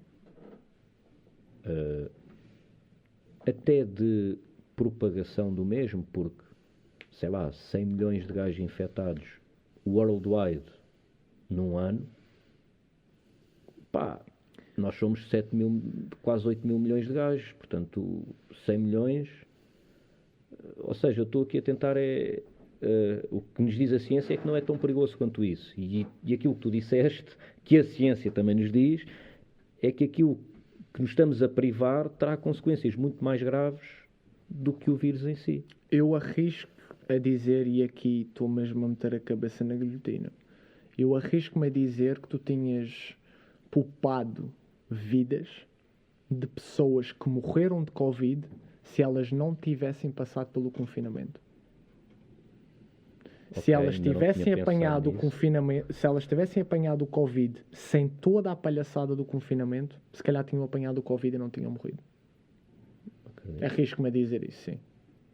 Arrisco-me a dizer que todas as consequências emocionais, físicas e psicológicas originadas por todas as situações do Covid são muito mais graves e que vão permanecer muito mais anos, muito depois do Covid já ter ido embora. Não tenho dúvidas nenhumas. Porque há coisas que tu fazes quando estás emocionalmente instável que não há volta atrás. Há atitudes que tu tomas, há coisas que tu fazes que não há volta atrás. E há sequelas, as pessoas falam de sequelas do Covid. Sequelas do Covid, man. O que é que são as sequelas do Covid? O que dizem é continuar com a ausência de cheiro, têm dificuldade em respirar. Eu simplesmente acho que com uma pessoa tendo Covid há de haver inflamação dos pulmões e depois sim, há de custar durante 2 ou 3 meses. Se tiveste os pulmões, não é? Tipo, todos fedidos, pá, é normal. Pá, não estás fixe ainda, está. Não é? Isto é uma conversa que 50 pessoas numa mesa podiam ter e podiam durar horas e horas e horas a fio. Porque, primeiro, não há conhecimento suficiente sobre o próprio vírus em si, os mecanismos da ação e como é que ele vai prolongar. Logo, e como a ciência ainda não sabe bem. Exatamente. A única coisa que eu posso dizer é, se tu tens uma doença, eu não sei o que é que essa doença vai te fazer, mas a última coisa que eu te vou aconselhar a fazer é tudo aquilo que eu sei que prejudica a tua saúde. Não faz sentido. Nós sabemos que o sistema imunológico é destruído através da falta de atividade física. Nós sabemos que o sistema imunológico é destruído através de uma má nutrição. Nós sabemos que o sistema imunológico é destruído através de maus hábitos e higiene do sono. E nós sabemos que o sistema imunológico é violentamente destruído através da ausência de socialização. Eu dou-te um exemplo muito simples disto. O nosso sistema imunológico está desenhado para combater bactérias e vírus, basicamente. Vírus, tu tens que ter um ser vivo que o passe. Bactéria, são coisas que andam aí, certo? Se tu isolares um ser humano tempo suficiente, o próprio sistema imunológico dele baixa a eficiência do combate ao vírus para aumentar a eficiência ao combate a bactérias, porque ele sabe que está isolado. Agora, o corpo é inteligente ao ponto de perceber que está isolado e, portanto... Exatamente. E o então, isolamento social... Quando for exposto a uma população, vai demorar um bocadinho a voltar a estar pronto para lidar com vírus. O isolamento social, mano. Daí tu dizeres que se calhar morreram muitas pessoas com... Ok. Exatamente. O isolamento social aumenta a tua probabilidade de mortalidade em todos os sentidos, de apanhar doenças e coisas do género, em 42%. Isso é maior do que a maior... Do sono. Não, é maior do que a maior epidemia causadora de morte que existe neste momento, que é a obesidade. Tu tens maior probabilidade de morrer de isolamento do que da obesidade. Ou seja, e as pessoas durante a pandemia estavam isoladas, a dormir mal e obesas. A questão é que eu aí compreendo que seja mais fácil para quem está de fora estranhar o que estás a dizer é porque tu não morres de isolamento, vamos dizer assim. Sim, tu não é o isolamento que te mata, são os sequelas desequilíbrios nos o teus isolamento, circuitos exato. que causam. Mas é mais fácil tu convenceres uma pessoa de que este vírus é mau do que o isolamento é mau, percebes? Por isso é que eu acho que isto também foi... Eu não sei se é sem mais querer fácil, entrar eu muito acho. pela parte das teorias da conspiração. Exatamente. E isso É um tudo, bocado de porque eu ando a interesses, tentar fugir um bocadinho aqui com a seringa para não tocar neste assunto, mas acabamos por ter... Literalmente, mano, fugir com o quase seringa. também. Mas acabamos por ter que tocar um bocadinho nele, que interesses ou não à parte, teorias da conspiração ou não à parte, há coisas que realmente não fazem sentido. Mas isto foi feito de uma forma em que as pessoas foram realmente convencidas e a maior parte acredita mesmo que coisas que são más para elas são o certo. Claro. E o problema depois aqui também é que conseguiram convencer as pessoas de que, ao apontarem os dedos a quem faz um bocadinho diferente, porque hoje em dia tu, para praticar desporto, sei lá, és quase um criminoso, é mais fácil tu quase venderes droga do que praticares desporto hoje em dia. Acredito que para a semana que vem já seja um bocadinho diferente, porque os ginásios, pelo menos de artes marciais, vão ter direito a abrir, mas até agora, se eu quero praticar algum tipo de artes marciais com mais que uma pessoa, que artes marciais não se pratica a um, porque quer dizer, podes fazer qualquer coisa a um, mas de forma limitada. Mas as pessoas foram convencidas que aquele gajo está aí a treinar, vou já ligar para a polícia, aquele gajo está aí a treinar. E esquecem-se, se calhar, aquele gajo até está a fazer o que é melhor. Mas isso, atenção, que isso ainda é mais grave. Mas pronto, era aí que eu queria chegar. Foi feito, independentemente do que, as coisas foram. A informação passou de uma forma em que fez com que a maior parte das pessoas acreditasse que o que era errado para elas é na realidade o certo. Claro, mas isto se nós é inevitável não poder crer que existe sempre uma espécie de interesses quando as coisas são tão evidentes, tão cara chapada, ok?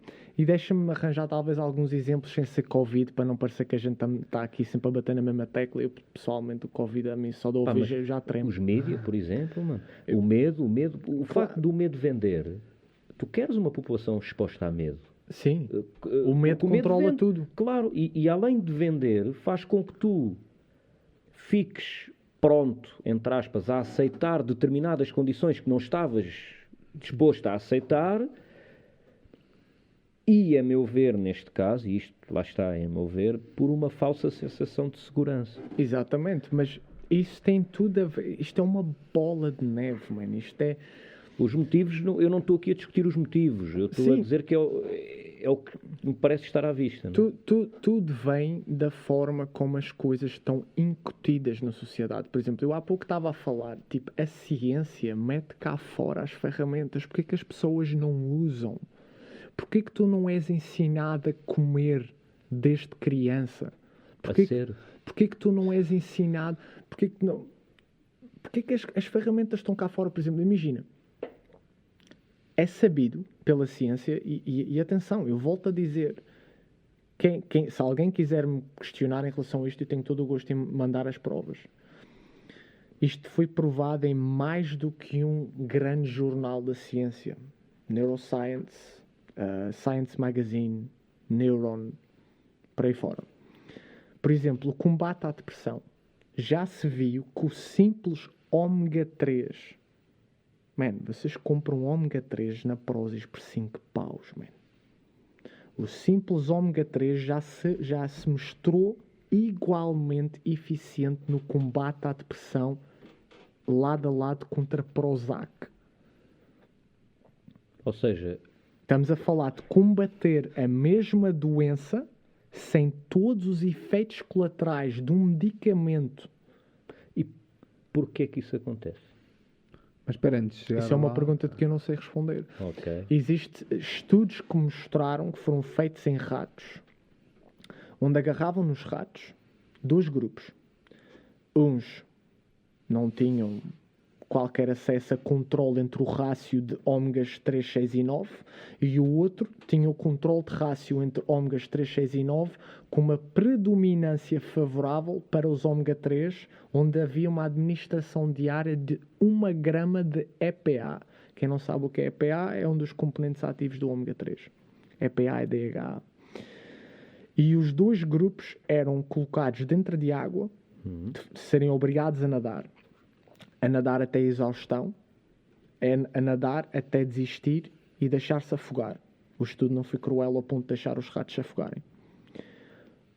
O grupo com o controle de rácio lipídico favorável para o ômega 3, ou seja, o grupo que estava a ser administrado a tal 1 grama de EPA, lutou consideravelmente mais tempo pela sua vida. Não sei qual é que foi a percentagem, não me lembro, posso-vos mandar depois o estudo, mas é uma diferença ridícula.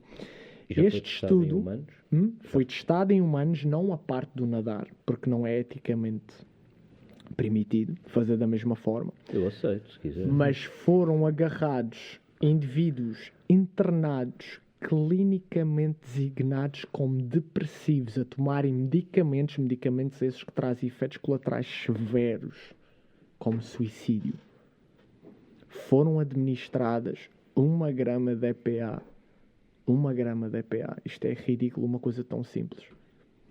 E mostrou-se igualmente eficiente no combate à depressão. Na pior das hipóteses, seria teres que usar antidepressivos, só que em quantidades muito menores, não te sujeitando a todos os efeitos secundários. Okay. Agora eu pergunto-me, porquê é que tu vais a um psiquiatra, demonstras os primeiros sintomas e antes dele te perguntar como é que está o teu sono, como é que está o teu exercício físico, mostra-me a tua nutrição. Receita de Prozac. Exatamente. Mas será que ele também foi ensinado? Exatamente, eu não estou a culpar-lhe a ele.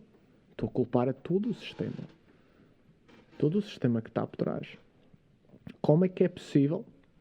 Como é que é possível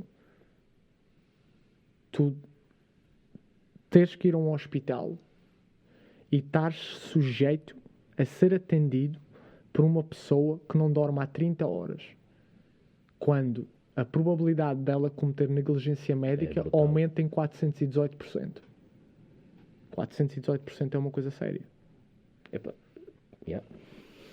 É a diferença e de não acertar só, na vida ou na morte. Não só ela está sujeita a cometer negligência médica, como acabar o turno dela, pegar no carro dela e a caminho de casa voltar como paciente. Adormecer, que é para o lado, yeah. Porque se tu estiveres bêbado, tu atrasas o tempo de reação. Se tu estiveres a adormecer, não há tempo de reação. E essa probabilidade aumenta em 160%. Yeah.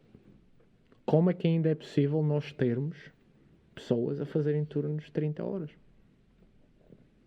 É estranho, é um isto são apenas alguns exemplos de que a ciência tem cá fora tudo o que tu precisas de saber para melhorar a saúde das pessoas, melhorar o funcionamento e produtividade de uma sociedade em que todo o mundo poderia ter sucesso, mano. Eu sou completamente contra essa teoria de merda que é, já viste, se todo o mundo fosse bem sucedido, ninguém limpava as ruas. Se todo o mundo fosse bem sucedido, se calhar ninguém sujava as ruas. O que é ser bem sucedido? Exatamente.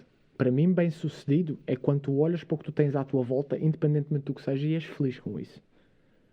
É muito diferente de dizer, olha, dá graças a Deus teres o trabalhinho que tens. Não. Estares acomodado com uma coisa é uma coisa. Seres feliz com aquilo que tu tens é outra. Ok? E para tu seres feliz, tu tens que ter ferramentas que te permitam ir atrás da felicidade. E eu garanto-te, uma sociedade mal alimentada, com privação de sono, que não sabe os benefícios básicos do que é exercitar-se, é uma pessoa que não vai escolher bem o seu círculo de amigos, não vai escolher bem, não vai tomar boas decisões ao longo da vida. Man, vem-me dizer, eu não tive oportunidades na minha vida. Eu, aos 17 anos, fui pai e tenho que sustentar não sei o quê, e agora vivo do rendimento mínimo, e não sei o quê, não sei o que mais, e a minha vida é uma merda, descambou. Eu tive azar. Não, não tiveste azar, tu tiveste más escolhas. Essas más escolhas começam todas no teu sono. Todas. Mano, tu vais virar um Mas apologista do sono. claro que há. Claro que é assim. Diogo, há azar e há sorte. Exatamente. É Mas há isso. estupidez também. Sim, muita estupidez. A minha mãe tem também, uma sem dúvida frase que alguma. é: a sorte dá muito trabalho. Claro. É mesmo. E eu acho que é mesmo verdade, mano. Eu digo-te uma coisa. Isto, vocês não têm que me dar a resposta agora. Podem-me dar a resposta depois. E eu mando esta pergunta para todo mundo. Arranja-me um exemplo de uma pessoa que tu conheças que não tenha saído bem na vida e arranja-me um motivo que justifique esse azar sem não ter havido um mau hábito antes. Arranja-me uma.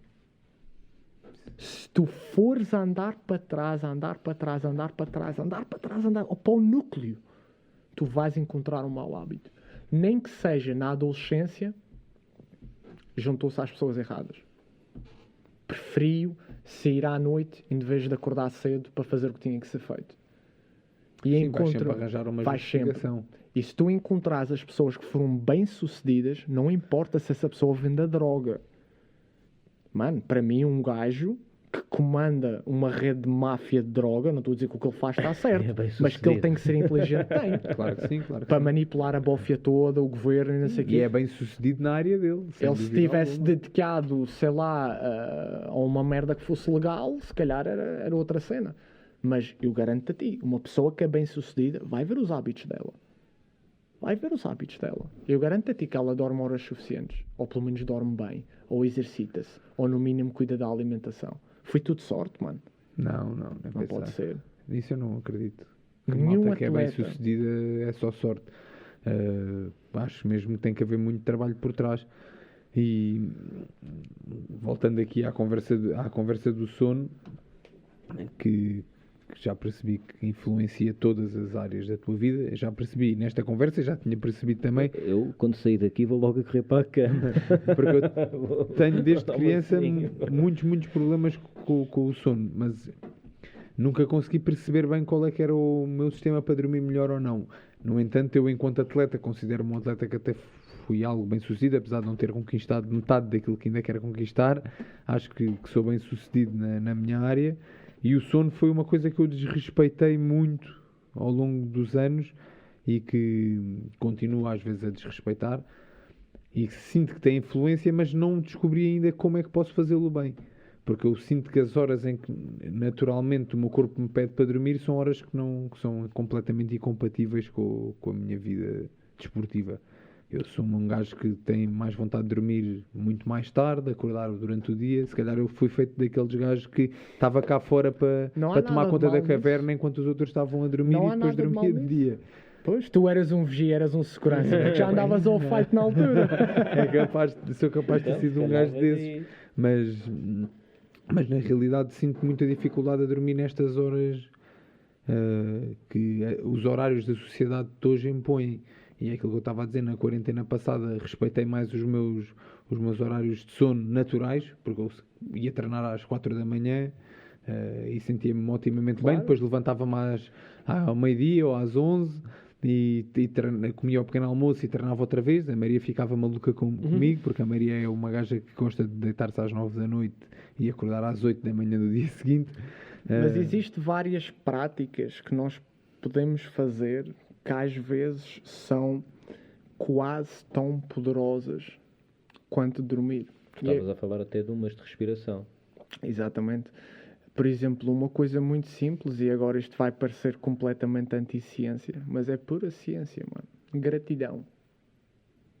Pensa bem, és ou não és uma pessoa que dá graças a Deus, entre aspas, graças a Deus, apenas uma forma de falar, uma pessoa que agradece pelo aquilo que tens. Eu não estou a dizer que tu agradeces a alguém pelo esforço que tu fizeste, mas tu não te sentes orgulhoso, tu não te sentes grato. Sem dúvida.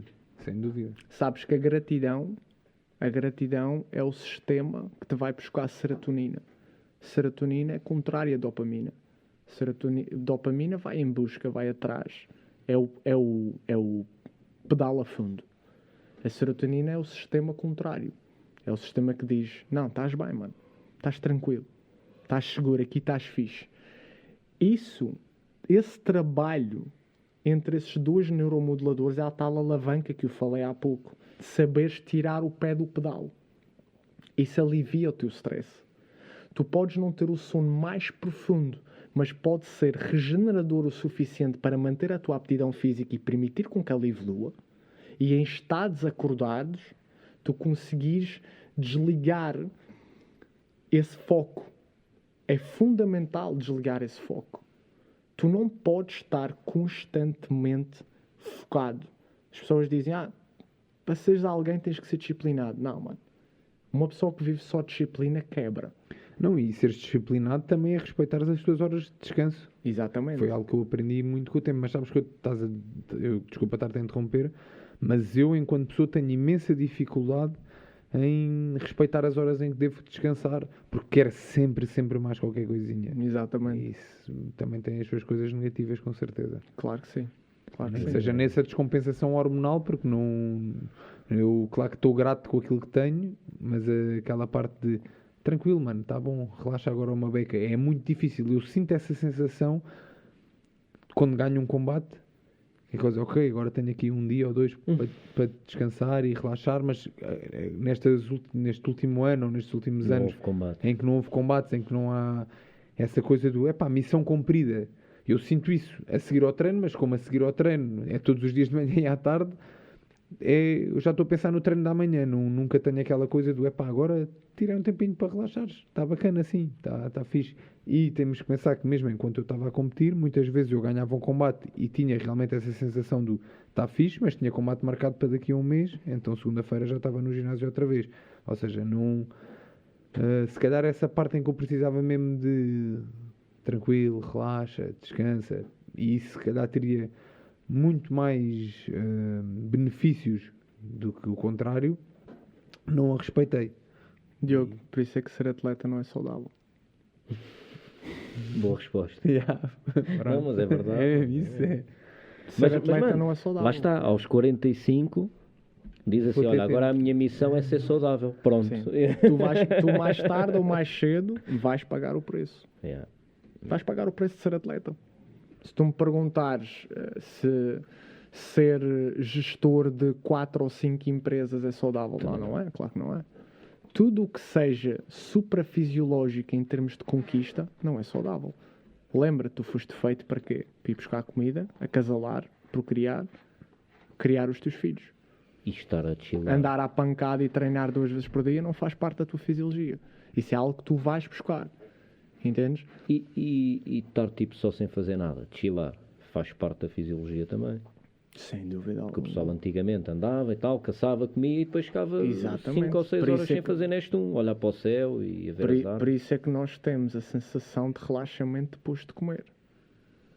Por isso é que tu puxas sangue do teu cérebro para a tua parede intestinal, justamente para baixar a tua capacidade cognitiva, deixar as serotoninas fluírem, dar-te a sensação de relax e chilar. Por isso é que tu sentes-te ansioso quando tu tens fome. E são sistemas completamente contrários. Tu foste feito para estar em drive, X parte do dia, estar em chill out, outra parte do dia. É normal não ter fome. Tipo, imagina, apetite tenho sempre. Estou sempre pronto a comer, mas fome nunca... É tipo, vai dar raro ter fome, mano. Eu obrigo-me a comer.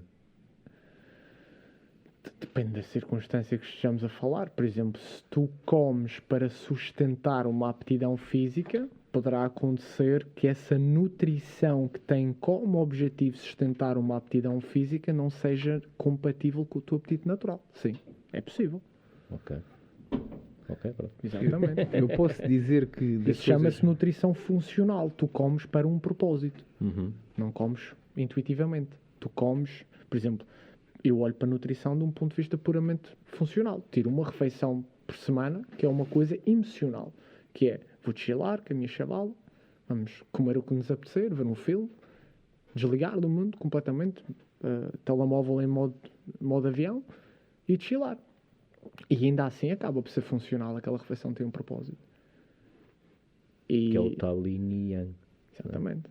Exatamente. Eu ali vou buscar bateria para no dia seguinte voltar a fazer o que eu tenho a fazer. E a minha nutrição sustenta a minha aptidão física, a minha aptidão cognitiva. Eu como X a hora do dia para obter X resultados. Eu como Y a essa altura do dia para ter outro resultado. E uma coisa, se for norma, portanto, se for um padrão que tu tenhas e interromperes um ao outro dia, esporadicamente, não vem aí grande mal ao mundo, não é? Não vem grande mal ao mundo. Eu sinto no meu corpo, eu estou a sentir hoje. Está completamente fora do meu padrão. Eu sinto, o ambiente é diferente. O meu cérebro está constantemente a processar cheiros diferentes. E pensas nisso? Tipo, quando isso acontece, tu pensas no lado cientista da coisa, tipo, o científico da coisa? Se me incomodar demasiado, sim. É uma forma que eu tenho para calmar. Eu não sou naturalmente uma pessoa ansiosa, antes pelo contrário. Eu sou demasiado calma. Eu tenho que puxar, eu tenho práticas que me ligam, para me criar uma certa ansiedade que eu sinto que é boa para ser produtivo. Porque eu naturalmente é surfar, fumar ganzas e ficar na praia. Isso é a minha natureza. Se me deixar levar por aí, maluco, não tenho nada. Não, tens. Se calhar tens a tua natureza e chega, mano. Voltando aqui à parte da fome, eu posso dizer que... Olha, eu estou a precisar de fechar isto aqui a nada, mas segue, então vai a parte...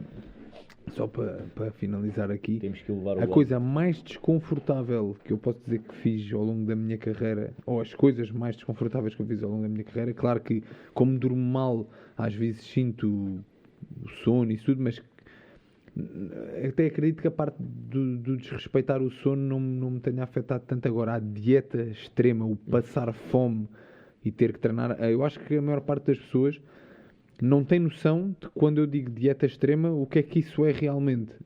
O que é realmente eu ter 85 kg como estou agora, e tenho abdominal e estou bacana, e eu luto em 75.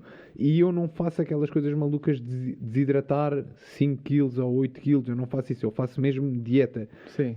E claro que depois tenho de desidratar ali 2 ou 3 kg, que na realidade não é desidratação, porque em menos de 24 horas perco o peso em água e peso-me logo imediatamente a seguir, ou o mais rápido possível. Sim, a manipulação hídrica exatamente, só para a pesagem, Sim. que é porque a desidratação depois traz outras consequências, claro. Então para as pancadas na cabeça exatamente. não é muito bom. Nem tem piada. Exatamente, não tem piada nenhuma.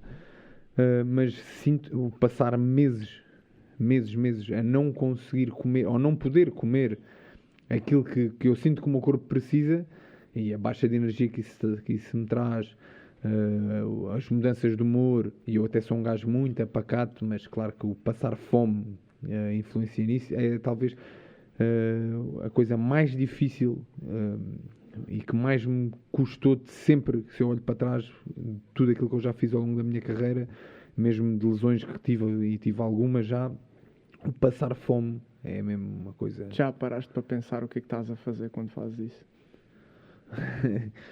Já paraste para pensar, tipo, espera aí, o que é que eu estou mesmo a fazer? É uma parvoíce do caralho. Eu respondo, não, estás-te a suicidar.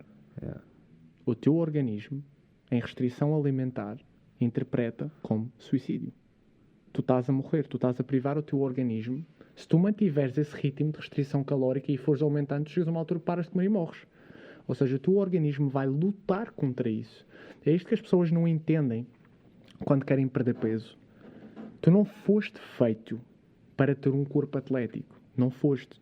As pessoas odeiam a gordura corporal, mas elas têm que entender que essa gordura corporal é um tecido que te permite sobreviver em caso de carência alimentar. Se duas pessoas caírem numa ilha deserta onde não há comida e temos um Men's Physique capa de revista todo traçado de super sexy body e temos um gajo obeso e os dois tiverem que ficar sem comer, o sexy body morre primeiro. A gordura corporal é uma fonte de sobrevivência em caso de carência alimentar. Por isso, quando tu estás a perder peso, especialmente quando tu já partes de um ponto de partida onde não és obeso, que é o teu caso, não é? Se tu tens abdominal visível é que já tens um percentual de gordura reduzido, o teu organismo já criou isso como base. Tudo o que tu tentes ir abaixo disso, tu podes ter a certeza que estás a criar uma guerra fisiológica contra o teu organismo. E eu digo-te uma coisa, Tu podes ser um grande atleta de combate, mas há uma luta que tu vais sempre perder, e é contra a fisiologia. Tu não ganhas. Ponto final. Todo mundo tem um limite onde quebra. Por isso, as pessoas têm que entender que a perda de peso é uma autotentativa gradual de suicídio. É normal tu sentires fome. É normal tu sentires descontrole de humor. Toda a tua fisiologia vai lutar contra ti para te trazer para onde tu estavas. Se tu persistires esse desconforto tempo suficiente, tu crias uma nova linha de homeostase. Mas para isso tens que ir lá vezes suficientes e ficar lá. Podes ter a certeza, se tu aguentasses esses 75 quilos até der por um der, pá, ias perder músculo, ias perder força, ias perder aptidão física. Aí eu acho que morria mesmo. Pronto. Mas é isso que as pessoas têm que entender. Quando tu estás a tentar perder peso, não é suposto ser confortável. Não existe conforto numa tentativa e a de prova perder peso. disso que tu estás a dizer do corpo depois querer-te voltar para onde estavas é que eu, para já... Mal voltes a comer é bom. E tu queiras ou Claro. não, eu já tive, fazia 72,5, 2018 foi a última vez que fiz 72,5, para sempre, nunca mais vou fazer essa categoria na minha vida. Aumentei 16 quilos em 14 dias. Sim, Assim, fácil. 16 quilos. Muita reposição de água, muita reposição Sim, glicolítica. obviamente, Mas sim, a primeira coisa que o teu corpo faz é o quê? Olha, não havia comida, agora bora E encher as células. acontece-me uma coisa que obviamente há de ter alguma explicação científica que tu has de dizer, a gente tem que acabar aqui a conversa, mas isto está interessante só para... Aqui que é, eu nessa altura, eu sou uma pessoa que aprendi a comer para não estar sempre com fome e eu sou um gajo que gosta de comer e tive que pôr algumas regras, mesmo quando não estou de dieta, para não andar a comer que nem um animal, literalmente. E quando acaba a parte da dieta e competi, eu posso dizer que ali no primeiro mês, se eu me deixar levar, eu estou sempre com fome. Sempre. Sim. Eu acabei de comer, já estou a pensar naquilo que eu quero comer. E eu sei como o meu estômago, e tive alguns problemas de estômago devido a isso, porque ficava 6 meses de dieta restrita e devia ficar com o estômago muito pequenino. E depois, quando começava a comer, comia como se não houvesse amanhã. E apesar de eu saber que o meu estômago não está pronto para aquilo, a minha cabeça está-me a dizer: tu estás com fome, come. E comia até cair para o lado de sempre. Sim, isso é perfeitamente normal. É a mesma coisa que agarrares num alcoólico, ele ficar 3 meses sem beber e voltar a provar o álcool. Vão 40 garrafas de whisky logo de seguida. Tu tens que entender que quando tu crias um novo hábito e esse hábito é altamente restritivo e agressivo, tu vais ativar sistemas dopaminérgicos. Lembrando novamente que a dopamina não é uma molécula só de feel good, é uma molécula de conquista, de procura de mais e mais e mais. E tu vais criando aquela ânsia, tu não mudas hábitos num mês, tu não mudas hábitos em 2 meses. Talvez 3 meses consigas criar novos hábitos, mas ainda falta largar os velhos hábitos. Quando tu acabas a missão, está cumprida, e tu tens aquela sensação de que a missão está cumprida e tu começas só a sequer tentar comer normal, é um feedback em loop sem fim. Tu vais estar sempre a comer. E isso é mesmo provocado pelo teu próprio organismo para tu voltares para onde estavas. E tu has de reparar que essa compulsividade alimentar começa a reduzir cada vez mais quando tu voltas ao peso inicial. Sem dúvida. Sim. Ultrapasso sempre um bocadinho o peso inicial, mas depois rapidamente volto. 85 kg é o meu peso normal. E a mesma coisa acontece se tu tentares fazer ao contrário. Tentares ganhar 10 kg. Sim. Comes. Chega uma altura que o apetite desliga. E mal tu dizes, olha, caga nisso. Vou parar de tentar ganhar peso. Tu começas a voltar para trás. O teu corpo busca sempre homeostase, equilíbrio. O corpo e não só. Tudo, não é? Sim, quando eu falo corpo e mente. O sistema nervoso é tudo o que está dentro do confinamento da tua pele. Ok. Ozzy, muito bom. Diz-me uma coisa. Onde é que as pessoas te podem seguir? Tens também um podcast, não é? Sim. Começaste recentemente com o podcast. E já agora, muito nada rapidamente... a ver com este, digo já. E agora, muito rapidamente, antes disso do podcast, tu antes eras o Pirates of Fitness e passaste a ser Human Greatness by Science, certo? Exatamente. Porquê? O que é que suscitou essa mudança? Então é assim, eu quando criei a cena Pirates of Fitness, a minha ideia era criar um nome que desse a entender que eu ia abordar o fitness, a saúde e o bem-estar de um ponto de vista diferente. Que eu não ia seguir as guidelines habituais daquilo que é a indústria do fitness, porque isso para mim é corrupto e é publicidade enganosa, é viver uma ilusão que ela não existe. E então eu criei a cena do fitness e a coisa foi andando, correu bem. Trabalhei com vários alunos fantásticos, até que chegou ao dia em que trabalhei com uma aluna que ela teve comigo mais de um ano e nós ultrapassamos várias adversidades. Ela vinha de um regime de acompanhamento de pseudo-atletas do fitness. Não, pseudo não, que eles são bons atletas, são coaches de merda. E são nomes extenuantes aqui em Portugal que destruíram o metabolismo dela por completo. Ela estava com imensos problemas de compulsividade alimentar, estava a passar uns problemas complicados em termos emocionais. E então, com o passar do tempo, nós trabalhamos desde a alimentação à meditação, à rotina e estratégia de treino, e consegui, humildade à parte, fazer um bom trabalho onde puxei a melhor versão dela própria cá para fora. E chegou ao fim que ela disse, olha Ozzy, eu estou fixe, mano. E isto é o que eu digo logo no dia 1. O meu objetivo é que tu não fiques comigo para sempre. Eu quero que tu sigas a tua vida. Deus-me o livre para tudo sempre, mano. Eu vou-te dar ferramentas para daqui a quanto tempo tu achares necessário seguires a tua vida. E não precisares nem de mim, nem de mais ninguém. É essa a minha missão. E ela chegou ao fim e ela disse-me assim, quem vê fitness no teu nome nunca diria que tu ensinas o que tu ensinas. E aquilo deu-me um clique, mano. E eu pensei assim, quando eu vejo na CQ do fitness, o que é que eu penso? Que este gajo manja de como fazer aí um supino inclinado e uns agachamentos e pouco mais. Ou sabe que, sei lá, comer proteína é bom.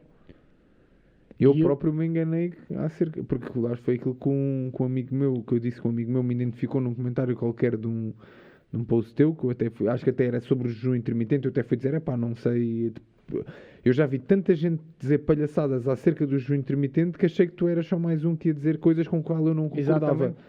Porque estava fitness, não sei o que é fitness, este gajo, não faço ideia, o que ele está aqui a dizer assim, ali no minuto não consigo tirar ilações, e a ilação que tirei foi completamente errada, mas o nome também se calhar induzia.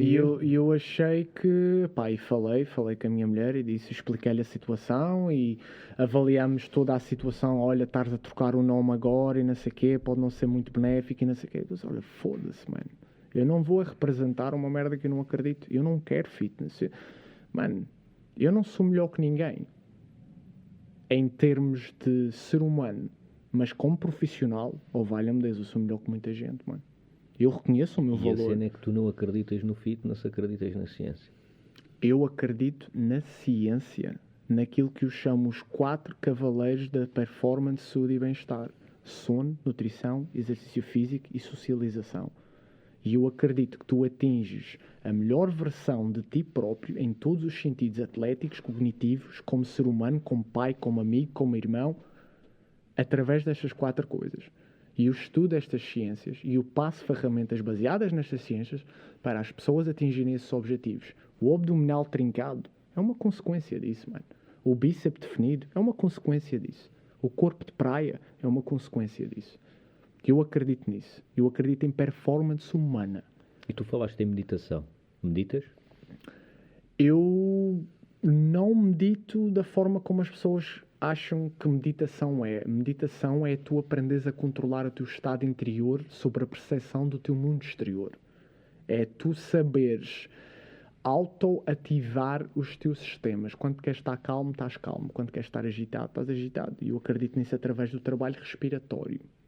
Eu trabalho com respiração. Faz exercício de respiração Exatamente. Diariamente. Porque a ideia que todo mundo tem que estares ali zen, parado, é bom para algumas pessoas.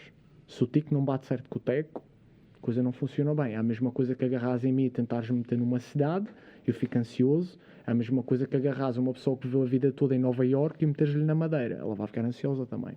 O tico não bate certo com o teco. Para muita gente, uma caminhada é uma ótima meditação. Para mim, por exemplo, Então meditas 2 ou 3 horas por dia, que todos os dias fazes uma caminhada de manhã, não é? Exatamente. Para mim, meditação é eu faço um trabalho respiratório onde eu aprendo a lidar com desconforto. E esse Entendes? trabalho respiratório tem ciência por trás? Tem ciência por trás, sim. Chama-se box breathing. Desculpa. Box breathing. Ok. É o tempo que inspiras, é igual ao tempo que sustentas o pulmão cheio, é igual ao tempo que expiras Tipo 4, 4, 4. e é igual ao tempo que deixas o pulmão vazio. Ou seja, 4 para dentro, segura 4, 4 para fora, segura 4. Quem diz 4, diz 5, diz 6, o que tu quiseres. Tu vais sentir uma necessidade enorme de querer te mexer e basar dali. Segura esse desconforto. Canaliza ele para onde tu queres. E vais aprender a lidar com essa ansiedade, vais aprender a lidar com essa adrenalina dentro de ti. Isso, como no inverno, com 2, 3 graus negativos, saco fora da t-shirt e vou correr para a praia. Claro. Stress. Stress, mano. É o melhor amigo que há. Logo Então, saibas controlar. curtes o Wim Hof, tu? Sim, respeito muito a cena dele. Mas eu digo isto não necessariamente por causa do frio. Eu adoro a sensação de saber, vou começar, vai doer, vou acabar. Amanhã faço mais um segundo, mais 2, mais 3, mais 4. A verdade é que eu não me lembro a última vez que estive doente, não me lembro a última lesão que eu tive, não me lembro a última vez que tive um episódio compulsivo, não me lembro a última vez que me apetecia desistir de alguma coisa. Só me lembro de que eu hoje acordei melhor do que era ontem. E esse é o meu objetivo, fazer com as pessoas que trabalham comigo. E devia ser um objetivo geral. Isso agora deixo para cada um refletir sobre si mesmo. Espetáculo. E com essas palavras acho que podemos acabar. Foi um gosto estar aqui. Ozzy, obrigado, mano. Foi muito Obrigado, feliz mesmo. Obrigado, Muito bom mesmo. Epá, lá está. Acompanhem-no. Tem conteúdo Human sério. Greatness by Science. Exatamente. Bora No aí. Instagram. Toca a apoiar o Ozzy. Ozzy, um prazer. Igualmente. Esperamos um dia que voltes com mais informação. Yeah. Ok? Haja Mais cena. paciência para ouvir que o venho. Claro que sim, mano. Claro que claro sim, que mano. sim. Foi um prazer. Muito obrigado. Olha, um grande abraço. Fighter e o Careca fica por aqui. Mais episódios em breve. Um grande abraço a todos. Fiquem bem.